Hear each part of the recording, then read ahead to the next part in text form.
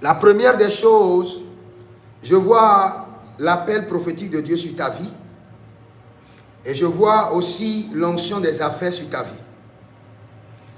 Mais tu es dans une saison où tu dois beaucoup prier. Parce que en te parlant, je vois beaucoup de montagnes autour de toi et tu es au milieu des montagnes. Et au milieu des montagnes, tu expérimentes beaucoup de résistance. Et ces résistances sont d'ordre ministériel, dans les finances, dans la destinée. Et dans la famille, il y a des gens même qui te regardent pour dire telle personne qui doit faire des exploits, pourquoi sa vie est ainsi. Et le Seigneur l'Éternel décrète maintenant que, à partir d'aujourd'hui, tu reçois un revêtement de la puissance et du sang de l'agneau pour briser les liens familiaux. Vous êtes au Congo? Amen, papa, je confirme. Vous êtes où? Vous êtes au Congo? Parce que je vois le Congo. Oui, je confirme. Je suis au Congo, papa, je confirme. Ok, vous êtes au Congo. Le Seigneur me dit que vous êtes au Congo. Et le Seigneur me dit que la terre du Congo ne va plus vous résister. Et qu'à partir de maintenant, il vous fera grâce et sa miséricorde décorera votre vie. Et je vois dans le règne de l'Esprit que le Seigneur est en train d'enlever de votre corps des habits déchirés. Et ces habits déchirés, ça fait, c'est l'instabilité dans les finances. Vous avez une grande bataille dans les finances. Et le Seigneur dit maintenant qu'il vous enlève les habits déchirés. Et je vois un ange qui est en train de coudre un habit blanc avec des cordes dorées. Et ces cordes dorées symbolisent la nouvelle dimension de la richesse qui est en train de descendre sur ta vie au nom de Jésus-Christ de Nazareth. Le Seigneur dit, tu achèteras moins cher et tu vendras cher. J'entends dans le règne de l'Esprit que le Seigneur est en train d'ouvrir des opportunités d'affaires sur ta vie. Tu achèteras moins cher et tu vendras cher au nom de Jésus-Christ de Nazareth. Dans le règne de l'Esprit, je vois que tes ancêtres sont connectés à des trucs mystiques. Au point que je vois un ancêtre père. Je le vois avec un grand manteau noir. Et je vois même qu'il se transforme. Et j'ai vu que sa tête, et il s'est transformé. Tu as un ancêtre qui était impliqué fortement dans le mysticisme. Je le vois avec un grand boubou. Et je vois sa tête se transformer en une tête d'animal. Et ce sont ces batailles qui te résistent aujourd'hui, qui te réclament. Et ce que je viens d'enseigner maintenant sur l'alliance et l'héritage, tu dois prendre le temps pour faire ta propre délivrance. Mais cette nuit, par la voix du sang de l'agneau, je proclame ta délivrance. Le Seigneur t'aidera. Est-ce que là où tu es, il y a un fleuve? Parce que je vois dans le règne de l'Esprit qu'il y a des trucs qu'on a pris de toi et puis on les a cachés dans un fleuve. Amen. Comme une rivière. Quel est le nom du fleuve? C'est une fleuve, c'est une rivière. Nous avons le fleuve Congo. Ok. Ici, nous avons le fleuve Congo, y compris plusieurs lacs. Ok. Maintenant, toi, tu es près d'un lac? Je suis près de l'océan. Tu es près de l'océan. Ok. Amen. Parce que j'ai vu dans le règne de l'Esprit qu'on t'a volé. Il y avait une grande opportunité qui est venue. Et l'opportunité brillait et après ça s'est éteint. Et quand je regarde cette opportunité, cet éclat-là, je vois qu'on t'a pris et on a mis ça dans les eaux. On a caché ça dans les eaux. Mais cette opportunité, je n'arrive pas à décrire ce qu'il en est. Mais il y avait une opportunité que tu avais perdue.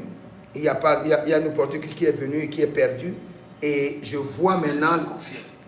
C'est quelle opportunité? C'était quoi? Parce que je vois seulement une étoile s'élever près dans ta main.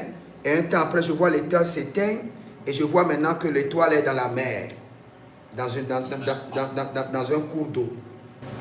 Amen. Avant même que je me connecte, j'étais en train de parler à Dieu par rapport à ça. En temps normal, à partir d'aujourd'hui, je devais normalement avoir en ma disposition une voiture avec laquelle je devais faire le transport il devait m'aider à subvenir à mes besoins et à ceux de la famille. Mais bizarrement, au départ avec ce monsieur, on s'était bien entendu qu'on devait aller même faire l'achat de la voiture ensemble. Moi, je devais m'occuper des papiers et tout. Ensuite, je devais me mettre dans le transport. Mais bizarrement, il y a 2 jours, ce monsieur m'a dit qu'il a changé de projet et j'ai compris directement que c'était le diable. Et depuis dès lors, j'étais en train de prier par rapport à ça.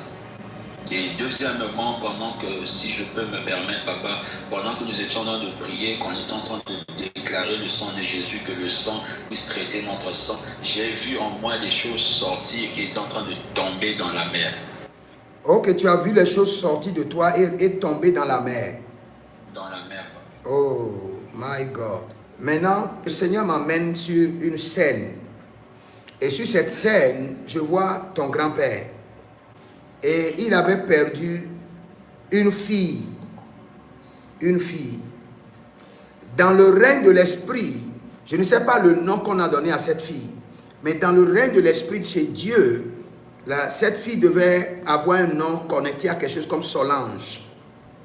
Et suite à cette perte, il est allé voir un monsieur. Et ce monsieur se trouve à Kisangani. Kisangani.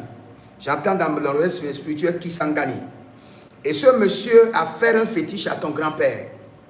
Mais ce qui est grave, par ce fétiche qui est rentré dans la famille, on a déclaré no one shall be great in this family. No one. Même pas une seule personne portera la grandeur dans la famille.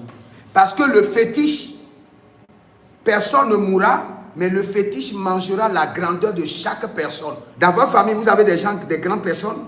Non, non. Quand ils atteignent un certain niveau et après ils tombent.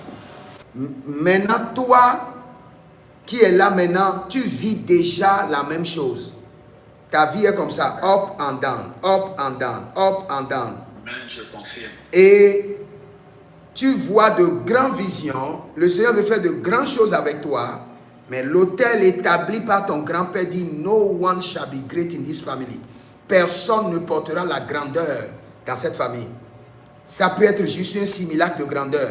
Tu montes, tu descends. Le plus grand de votre famille, il est quoi maintenant? Parmi nous les enfants ou bien les pères? Je parle d'abord des enfants. Des enfants, il y a peut-être le cadet qui vient après moi qui est dans un cabinet comptable. Mais lui aussi, en temps normal, aujourd'hui, il devait être très loin, mais rien ne marche, surtout qu'il ne prie pas. À part lui, il n'y a personne. Mon frère, je viens de faire le traitement de ton sang et je t'ai dit le problème.